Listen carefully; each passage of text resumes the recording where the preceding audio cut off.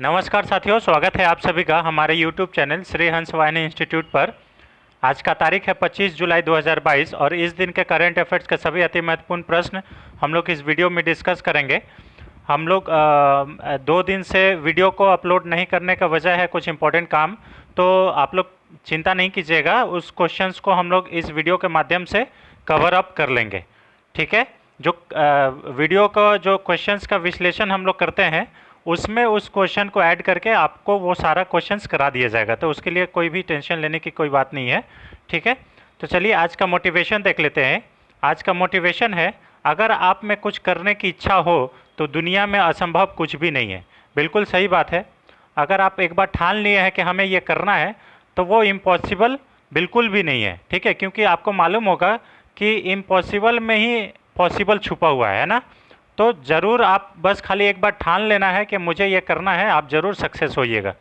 चलिए इसी मोटिवेशन के साथ आज का वीडियो शुरू करते हैं। आज का पहला क्वेश्चन है, हाल ही में आयकर दिवस कब मनाया गया? ऑप्शन नंबर ए 24 जुलाई, ऑप्शन नंबर बी 20 जुलाई, ऑप्शन नंबर सी 22 जुलाई या ऑप्शन नंबर डी 18 जुलाई। तभी हाल ही में आयकर दिवस ये 24 जुलाई को मनाया गया है। ऑप्शन नंबर ए इसका सही आंसर हो जाएगा। ठीक है, इससे रिलेटेड कुछ इंपॉर्टेंट फैक्ट्स देख लेते हैं पहले। जैसे आयकर दिवस ये कब से शुरू किया गया है? 24 जुलाई को तो मनाया जाता है, लेकिन ये कब से शुरू हुआ है? आयकर दिवस मनाना 2010 से हुआ है। ठीक है, और ये कौन मनाता है? Central board of direct taxes, CBDT. ठीक है, सीबीडीटी का अभी हेड कौन है ये पूछ सकता है, नितिन गुप्ता, इसे याद रखिएगा। ठीक है, सीबीडीटी मतलब central board of direct taxes की स्थापना कब हुई थी? 1924 में की गई थी। ठीक है, और इसका मुख्यालय नई दिल्ली में है, इसे भी याद रखिएगा। ठीक है, देखिए 1 जुलाई को राष्ट्रीय चिकित्सक दिवस मनाया जाता है, डॉक्टर्स डे, और इस बार का थीम क्या था? Family doctors on the front line, इसे भी याद रखिएगा। तो यहाँ से जुलाई दिवस के कुछ अति महत्वपूर्ण प्रश्न है जो कि आ सकते हैं दिवस के रूप में, तो इसे भी याद रखिएगा। ठीक है, 1 जुलाई को ही जीएसटी दिवस मनाया जाता है। ठीक है, अभी आपको मालूम होगा कि अभी रिसेंट वेज में जो जीएसटी का मीटिंग हुआ था उसमें पैकेज जितने भी पैक्ड फूड है उसके ऊपर भी जीएसटी लगाने का बात किया गया है। ठीक है, 2 जुलाई को विश्व खेल पत्रकार दिवस मनाया जाता है। 2 जुलाई को ही अंतर्राष्ट्रीय सहकारिता दिवस मनाया जाता है। 3 जुलाई को अंतर्राष्ट्रीय प्लास्टिक बैग मुक्त दिवस मनाया जाता है, इसे भी याद रखिएगा। 4 जुलाई को स्वतंत्रता सेनानी अल्लूरी सीताराम राजू की 125वीं जयंती मनाई गई। ठीक है, और 6 जून को विश्व जुनून दिवस मनाया जाता है। और भी जुलाई के इम्पोर्टेंट दिवस देख लेते हैं। जैसे 10 जुलाई को राष्ट्रीय मछली किसान दिवस मनाया जाता है। 11 जुलाई को विश्व जनसंख्या दिवस मनाया जाता है, ये इंपॉर्टेंट है ना, विश्व जनसंख्या दिवस। ठीक है, क्योंकि आपको मालूम होगा कि 2023 में हम लोग जनसंख्या के मामले में चाइना को पीछे छोड़ते हुए दुनिया का सबसे पॉपुलेशन वाला देश बन जाएंगे। ठीक है, 12 जुलाई को विश्व महिला दिवस मनाया जाता है। ठीक है, 12 जुलाई को ही पेपर बैग दिवस मनाया जाता है। 15 जुलाई को विश्व युवा कौशल दिवस मनाया जाता है। 17 जुलाई को अंतर्राष्ट्रीय न्याय दिवस मनाया जाता है, इसे भी याद रखिएगा। 18 जुलाई को अंतर्राष्ट्रीय नेल्सन मंडेला दिवस मनाया जाता है, ये इंपॉर्टेंट है ना।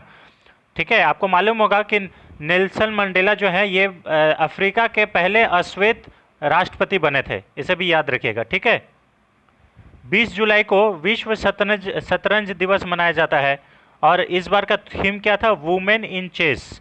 ठीक है, शतरंज में महिला की भागीदारी। ठीक है, इसको भी इसे याद रखिएगा। 22 जुलाई को विश्व मस्तिष्क दिवस मनाया जाता है, ब्रेन डे। ठीक है, 22 जुलाई को ही राष्ट्रीय ध्वज अंगीकरण दिवस मनाया जाता है। 23 जुलाई को राष्ट्रीय प्रसारण दिवस मनाया जाता है और 24 जुलाई को अभी बताएं आयकर दिवस मनाया जाता है। तो ये कुछ रहा दिवस जो है जो जुलाई के ये पूछे जा सकते हैं, इसे अलग से आप कॉपी में नोट डाउन करके दीवार पे चिपका लीजिएगा। चलिए नेक्स्ट क्वेश्चन पर चलते हैं। क्वेश्चन नंबर 2, हाल ही में किस भारतीय ने विश्व एथलेटिक्स चैंपियनशिप 2022 में रजत पदक या सिल्वर मेडल जीता है? ठीक है, सिल्वर मेडल को ही हिंदी में रजत पदक बोलते हैं। Option number A Neeraj Chopra, option number B Anju Bobby George, option number C Sumit Antil या ऑप्शन नंबर डी इनमें से कोई नहीं। तभी हाल ही में नीरज चोपड़ा ने फिर से एक इतिहास रच दिया है और विश्व एथलेटिक्स चैंपियनशिप जो कि अमेरिका में हो रहा था, है ना, अमेरिका में हो रहा था, इसका आयोजन हुआ है। इसमें इसमें सिल्वर मेडल जीत के एक इतिहास रचे हैं। ठीक है, इससे रिलेटेड कुछ इंपॉर्टेंट फैक्ट्स देख लेते हैं। जैसे नीरज चोपड़ा ने विश्व एथलेटिक चैंपियनशिप में रजत पदक जीता है, और ये कहाँ के रहने वाले हैं? हरियाणा के। इन्होंने कितना दूर भाला फेंका है? 88.13 मीटर ये भाला फेंके हैं। ठीक है, और ये भाला फेंक खेल से संबंधित है, इसे भी याद रखिएगा। आपसे ये पूछा जा सकता है कि ये जो विश्व एथलेटिक्स चैंपियनशिप 2022 का आयोजन जो अमेरिका में हुआ था, यूजिन नामक जगह पे, ये कितना, कौन सा संस्करण था? तो 18वां संस्करण था, इसे भी याद रखिएगा। इसमें गोल्ड मेडल कौन जीता है? तो गोल्ड मेडल एंडरसन करके हैं, जो कि ग्रेनाडा के रहने वाले हैं। इन्होंने 90.54 मीटर भाला फेंककर गोल्ड मेडल जीता है। और सेकंड पोजीशन पे नीरज चोपड़ा रहे हैं, जो कि भारत के हरियाणा राज्य से बिलोंग करते हैं। विश्व एथलेटिक्स चैंपियनशिप में पदक जीतने वाली एकमात्र महिला कौन थी? तो अंजू बॉबी जॉर्ज जो थी, ये विश्व एथलेटिक्स चैंपियनशिप में पदक जीतने वाली एकमात्र महिला थी। ठीक है, नीरज चोपड़ा ने टोक्यो ओलंपिक जो 2020-21 में हुआ था, उसमें गोल्ड मेडल जीता था। आपको सभी मालूम होगा, उस समय बहुत नाम हुआ था नीरज चोपड़ा जी का। अभी उस समय ये कितना दूर भाला फेंके थे? 87.58 मीटर ये भाला फेंके थे। और ये कब हुआ था? 7 अगस्त को। इसीलिए 7 अगस्त को भाला फेंक दिवस मनाना शुरू हुआ है। ठीक है, अभी कुछ नीरज चोपड़ा का कुछ अचीवमेंट है। जैसे पाबो नूर्मी गेम्स 2022 में नीरज चोपड़ा ने रजत पदक जीता है, सिल्वर मेडल। कुर्तानो गेम्स 2022 जो कि फिनलैंड में हुआ था, इसमें नीरज चोपड़ा ने गोल्ड मेडल जीता है। ठीक है, डायमंड लीग जो कि स्टॉकहोम में हुआ है, स्वीडन के राजधानी स्टॉकहोम में हुआ है। ठीक है, इसमें नीरज चोपड़ा ने नेशनल रिकॉर्ड बनाते हुए 89.94 मीटर भाला फेंका था, इसे भी याद रखिएगा। देवेंद्र झांझरिया की बात करें तो ये भी भाला फेंक से संबंधित है, भाला फेंक खेल से संबंधित है, और इनको 2022 में पद्म पुरस्कार से सम्मानित किया गया था, इसे भी याद रखिएगा। ठीक है, सुमित अंतिल, ये भी कौन खेल से संबंधित है? भाला फेंक से संबंधित है, इसे भी याद रखिएगा। ठीक है, सुमित अंतिल हो गए, देवेंद्र झांझरिया हो गए। ठीक है, ये सब क्या है? दिव्यांग खिलाड़ी हैं, भाला फेंक में दिव्यांग खिलाड़ी हैं। ठीक है, सुमित अंतिल जी का एक पैर नहीं है। ठीक है, और ये जो देवेंद्र झांझरिया है, इनका ये हाथ से दिव्यांग है, तो इसे भी याद रखिएगा। दिव्यांग में भी पूछा जा सकता है, क्वेश्चन बना के किसी भी फॉर्मेट में क्वेश्चन पूछा जा सकता है आपसे। ठीक है, चलिए नेक्स्ट क्वेश्चन पर चलते हैं। क्वेश्चन नंबर 3, हाल ही में INS सिंधु ध्वज को सेवा मुक्त कर दिया गया है। यह कितने साल तक भारतीय नौसेना में सेवा प्रदान की थी? ठीक है, आपको मालूम होगा कि युद्ध विमान वाहक पोत थी सिंधु ध्वज। ठीक है, तो ये ऑप्शन नंबर बता दिए। ऑप्शन नंबर 35 साल, ऑप्शन नंबर बी 30 साल, ऑप्शन नंबर सी 24 साल, या ऑप्शन नंबर डी 28 साल। तो INS सिंधु ध्वज जो है, ये भारतीय नौसेना में 35 साल सेवा देने के बाद इसे रिटायर कर दिया गया है। ठीक है, ये भारतीय नौसेना में 1987 में शामिल किया गया था। ठीक है, INS सिंधु ध्वज, और 35 साल के बाद इसे सेवा मुक्त कर दिया गया है, इसे भी याद रखिएगा। ठीक है, चलिए नेक्स्ट क्वेश्चन पर चलते हैं। क्वेश्चन नंबर 4, हाल ही में टाटा प्रोजेक्ट लिमिटेड के नए प्रबंध निदेशक किसे नियुक्त किया गया है? बहुत इंपॉर्टेंट क्वेश्चन है। ठीक है, इसमें नियुक्तियां भी और भी हम लोग प्रोवाइड करेंगे आपको। Option number A Vinayak Pai, option number B Rajarshi Gupta, option number C Raj Shukla, option number D Saif Ahmed. तो अभी हाल ही में विनायक पाई जी को टाटा प्रोजेक्ट लिमिटेड के नए प्रबंध निदेशक के रूप में नियुक्त किया गया है। ऑप्शन नंबर ए इसका सही आंसर हो जाएगा। इससे रिलेटेड कुछ इंपॉर्टेंट फैक्ट्स देख लेते हैं। जैसे राजर्षि गुप्ता जो है, ये ONGC विदेश लिमिटेड के नए प्रबंध निदेशक बने हैं। सैफ अहमद जो है, ये अंतर्राष्ट्रीय हॉकी महासंघ के नए कार्यवाहक अध्यक्ष बने हैं। आपको मालूम होगा कि अंतर्राष्ट्रीय हॉकी महासंघ के जो अध्यक्ष थे वो नरेंद्र बत्रा जी। ठीक है, उनके जगह पर अभी ये कार्यवाहक अध्यक्ष बने हैं। ठीक है, नहीं, अध्यक्ष तो नरेंद्र बत्रा जी हैं, और इंडियन ओलंपिक कमेटी से उन्होंने इस्तीफा दिया है। ठीक है, संजय अग्रवाल केंद्र सरकार ने MSP व्यवस्था को मजबूत करने के लिए समिति जो बनाई थी, उसके अध्यक्ष नियुक्त किए गए हैं, इसे भी याद रखिएगा। MSP के लिए, MSP क्या होता है? मिनिमम सपोर्ट प्राइस, मतलब इस प्राइस पे आपका जो ये है फसल है, वो सरकार आपसे खरीदेगी। ठीक है, तो ऐसा समिति जो केंद्र सरकार के बनाया गया था MSP के लिए, उसका जो अध्यक्ष है ये संजय अग्रवाल जी को बनाया गया है। ब्रजेश गुप्ता जो है, ये रतन इंडिया पावर के नए एमडीओ के रूप में नियुक्त किए गए हैं। ठीक है, राज शुक्ला जो है संघ लोक सेवा आयोग यूपीएससी के सदस्य बने हैं, नए सदस्य बने हैं, इसे भी याद रखिएगा। विनीत सरन जो है ये बीसीसीआई के नए एथिक्स ऑफिसर बने हैं, इसे भी याद रखिएगा ना। विनीत सरन बीसीसीआई के नए एथिक्स ऑफिसर बने हैं। नितिन गुप्ता अभी बताए सीबीडीटी के नए अध्यक्ष बने हैं। परमेश्वर अय्यर नीति आयोग के सीईओ बने हैं। ठीक है, और उपाध्यक्ष कौन है वो आप लोग कमेंट बॉक्स में जरूर बताइएगा। ठीक है, नीति आयोग के उपाध्यक्ष। ठीक है, सोमनाथ कौन है तो इसरो के नए अध्यक्ष बने हैं। अगर आपसे पूछ लिया जाए कि सोमनाथ के पहले इसरो के अध्यक्ष कौन थे तो के सिवान थे, डॉक्टर के सिवान, इसे भी याद रखिएगा। ठीक है, चलिए नेक्स्ट क्वेश्चन पे चलते हैं। क्वेश्चन नंबर 5, हाल ही में किस आईआईटी ने निर्माण त्वरक कार्यक्रम को शुरू किया है? ठीक है, option number A IIT Kanpur, option number B IIT Madras, option number C IIT Bombay, option number D IIT Delhi. तभी हाल ही में आईआईटी कानपुर के द्वारा निर्माण त्वरक कार्यक्रम को शुरू किया गया है। ठीक है, इससे रिलेटेड कुछ इंपॉर्टेंट फैक्ट्स देख लेते हैं। ये तो आईआईटी कानपुर का बात हो गया, और भी क्या आईआईटी कानपुर के द्वारा किया गया है, जैसे अंतरिक्ष रोबोट के लिए जैव प्रेरित कृत्रिम मांसपेशी विकसित किया गया है। अंतरिक्ष में जाने वाले रोबोट के लिए जैव प्रेरित कृत्रिम मांसपेशी विकसित किया गया है, वो किसके द्वारा किया गया है? आईआईटी कानपुर के द्वारा। आपको मालूम होगा कि आईआईटी गांधीनगर में भारत का सुपर कंप्यूटर परम आनंद को स्थापित किया गया है, इसे भी याद रखिएगा। ठीक है, बहुत इंपॉर्टेंट है। आपसे पूछ लिया जाएगा कि परम आनंद कौन सा आईआईटी में या कहाँ पे स्थापित किया गया है, तो उसका आंसर हो जाएगा आईआईटी गांधीनगर। आईआईटी मद्रास में सेप्टिक टैंक को साफ करने के लिए रोबोट विकसित किया है। ठीक है, जो सेप्टिक टैंक होता है उसको साफ करने के लिए आईआईटी मद्रास के द्वारा एक रोबोट विकसित किया गया है।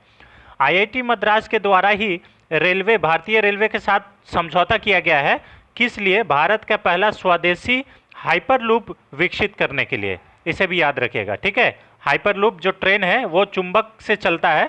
ठीक है, दो नॉर्थ पोल और साउथ पोल दोनों जो आपस में दोनों पोल अगर सेम मिल जाएगा तो वो तेजी से भागता है। आप लोग देखिएगा, जब कभी भी दो चुंबक आप आपस में टकरा मतलब सटाने का कोशिश करते हैं तो वो एक दूसरे से भागता है, साइड में हटता है, तो वही चीज़ है हाइपरलूप, उसी से स्पीड पकड़ता है। ठीक है, उसी टेक्निक पे ये हाइपरलूप विकसित किया जाएगा, और ये भारतीय रेलवे के साथ कौन टाई अप किया है? आईआईटी मद्रास, तो इसे भी याद रखिएगा। ठीक है, चलिए नेक्स्ट क्वेश्चन पे चलते हैं। क्वेश्चन नंबर 6, हाल ही में किस राज्य ने पर्यटन नीति 2021 लागू किया है? Option number A Jharkhand, option number B Bihar, option number C Orissa, option number D Uttar Pradesh. तभी हाल ही में झारखंड राज्य के द्वारा पर्यटन नीति 2021 लागू किया गया है। ठीक है, इससे रिलेटेड कुछ इंपॉर्टेंट फैक्ट्स देख लेते हैं फ्रेंड्स। जैसे झारखंड जो है ये पर्यटन नीति लागू करने के अभी जो मंजूरी दिया है, और इसका जो राजधानी है ये है रांची। झारखंड के मुख्यमंत्री कौन है? हेमंत सोरेन है। ठीक है, झारखंड के राज्यपाल कौन है? रमेश बैस हैं। ठीक है, अभी झारखंड सरकार को तंबाकू नियंत्रण के लिए WHO पुरस्कार से भी सम्मानित किया गया है, इसे भी याद रखिएगा। ठीक है, आपको मालूम होगा कि वहाँ पे गुटखा उटका सब बैन है झारखंड में, इसे याद रखिएगा। और बिहार में लीकर बैन है, गुजरात में भी शराब बंद है, इसे भी याद रखिएगा। ठीक है, झारखंड का जो जामताड़ा जिला है वहाँ पे हर गांव में पुस्तकालय वाला ये पहला जिला बना है, इसे भी याद रखिएगा। जामताड़ा जिला, हर गांव में पुस्तकालय है वहाँ पे। ठीक है, ये पहला जिला बना है। झारखंड सरकार के द्वारा ही एक गुरुजी स्टूडेंट क्रेडिट कार्ड योजना चलाई जाती है। इसमें क्या होगा कि जो भी विद्यार्थी हैं उसको एक क्रेडिट कार्ड दिया जाएगा पढ़ाई के लिए, ताकि वो लोन लेके आगे की पढ़ाई कर सकता है। ठीक है, इस योजना का नाम क्या दिया गया है? गुरुजी स्टूडेंट क्रेडिट कार्ड योजना।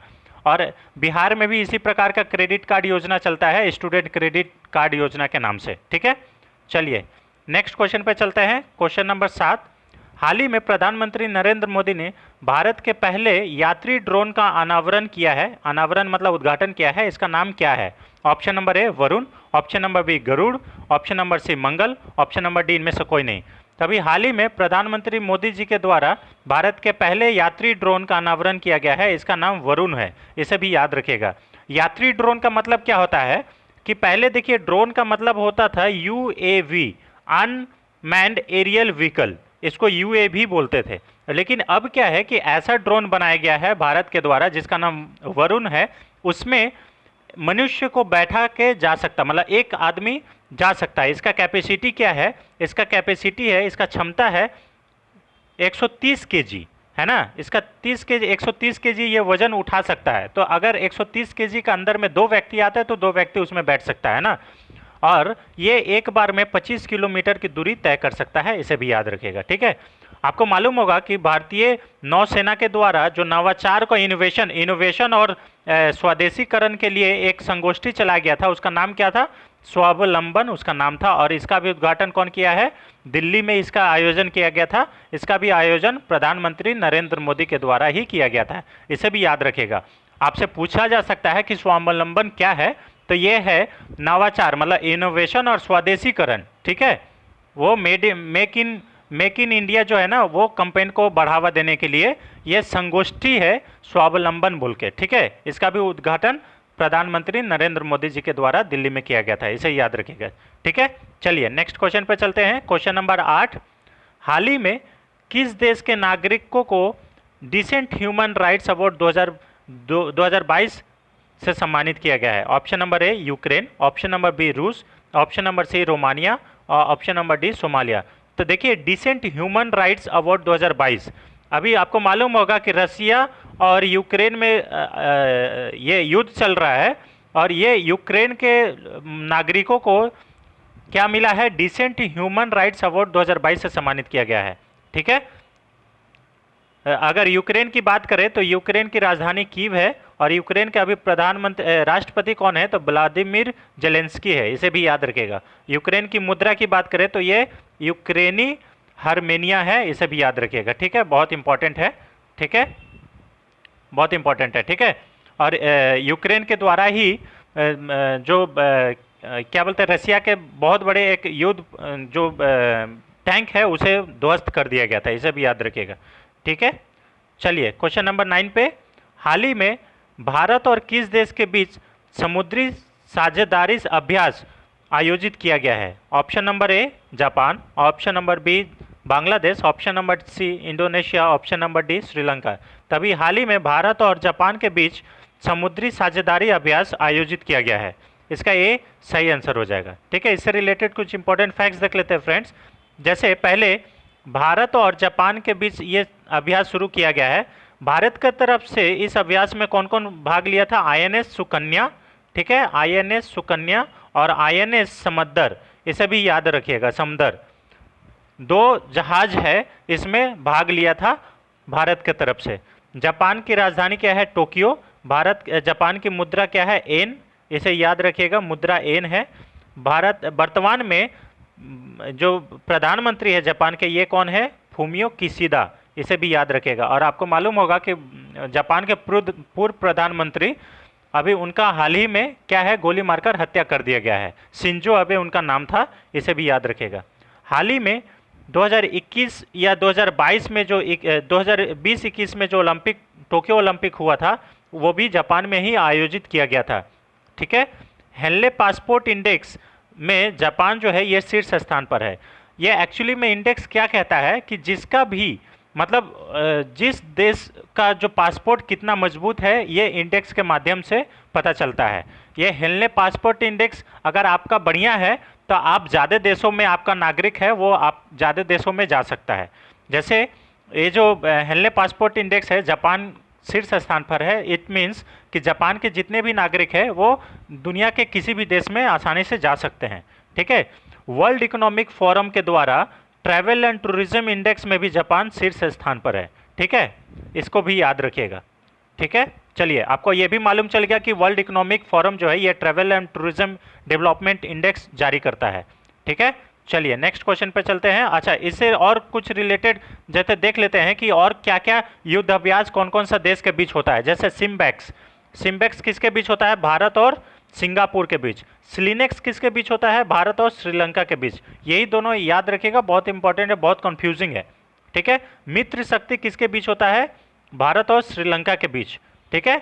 मित्र शक्ति और स्लिनेक्स भारत और श्रीलंका के बीच। आपको मालूम होगा कि शक्ति किसके साथ होता है? भारत और फ्रांस के बीच, इसे भी याद रखिएगा। संप्रीति किसके साथ होता है? भारत और बांग्लादेश के बीच। बोंगो सागर भी किसके साथ होता है? भारत और बांग्लादेश के बीच। MPX जो एक्सरसाइज है इसी का नाम है, जो अभी हम लोग क्वेश्चन में देखे थे, वो भारत और जापान के बीच अभी हुआ है। ठीक है, समुद्री साझेदारी अभ्यास जो है उसी को MPX अभ्यास भी बोला जाता है।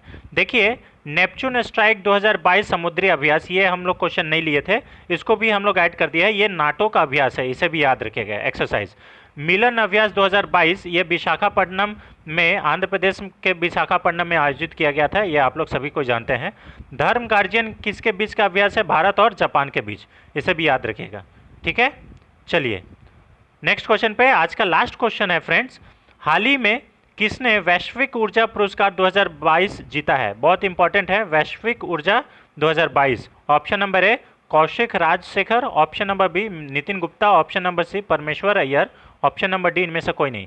तो वैश्विक ऊर्जा पुरस्कार 2022 ये कौशिक राजशेखर के द्वारा जीता गया है।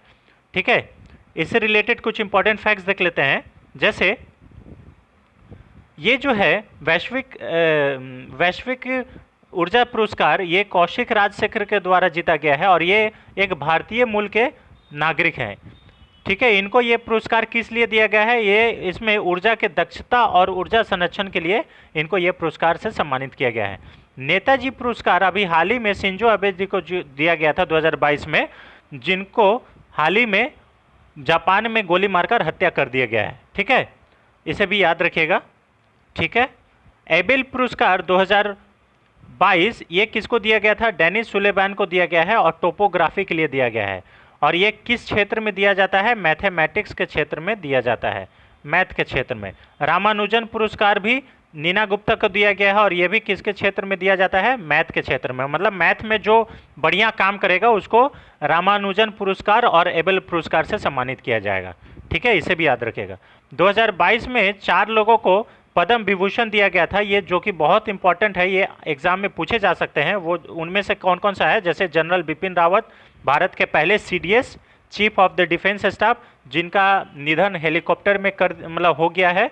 ठीक है, इसे याद रखिएगा, बहुत ही दुखद घटना के मतलब कारण ऐसा हुआ है और भारत को बहुत बड़ा लॉस भी हुआ है। ठीक है, राधे श्याम खेमका ये यूपी से बिलोंग करते हैं। ठीक है, कल्याण सिंह ये यूपी के पूर्व मुख्यमंत्री भी रह चुके हैं। ठीक है, और प्रभा अन्य ये महाराष्ट्र की थी। ठीक है, इनको भी क्या है? पद्म विभूषण 2022 से सम्मानित किया गया है, इसे भी याद रखिएगा। ठीक है, बहुत इंपॉर्टेंट है फ्रेंड्स। ठीक है, तो ये रहे फ्रेंड्स आज के 10 अति महत्वपूर्ण प्रश्न। आई होप आपको वीडियो पसंद आया होगा। अगर वीडियो पसंद आया तो चैनल पे नए हैं तो चैनल को लाइक करें, शेयर करें जरूर। Thanks for watching, thank you so much.